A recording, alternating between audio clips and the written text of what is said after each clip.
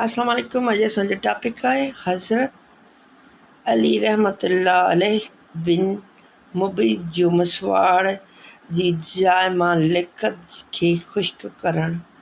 अली बिन movie हिकु मदहसी हो।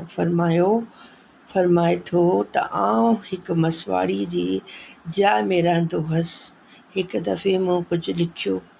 उन जी ख़ुश्क करण लाइ मिटीअ जी ज़रूरत पई। दीवार कची हुई।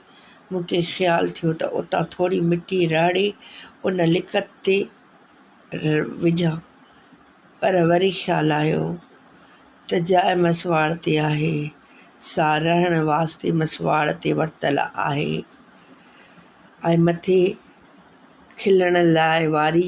उहो बि ख़्यालु आयो त एतिरो मिटीअ जो ज़रो खणण में कहिड़ो वॾी ॻाल्हि आहे, मामूली त ॻाल्हि आहे। सो मूं मिटी खईं ऐं राति जो ख़्वाब में ॾिठो त हिकु शख़्स बीठो आहे ऐं हीउ फरमाए रहियो आहे, सुभाणे क़यामत में मालूम थी वेंदई त मालूम मिटी कहिड़ी शइ आहे। फ़ाइदो सुभाणे मालूम थींदो। जो ज़ाहिर जो मतिलबु आहे त परहेज़गारीअ जा दर्जा तमामु वॾा आहिनि। आला दर्जो उहो ज़रूरी आहे त असां खां बि पासो कयो वञे।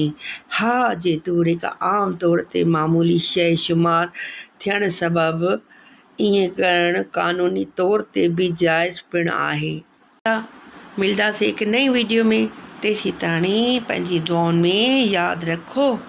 एडवांस में ईद उल अज़हा जी खोड़ सातरियूं मुबारकूं। अल्लाह पाक तव्हांखे तव्हांजे बचड़नि सां फैमिली सां बहितरीनु ईद कराए। आमीन या रब्बिल आलमीन।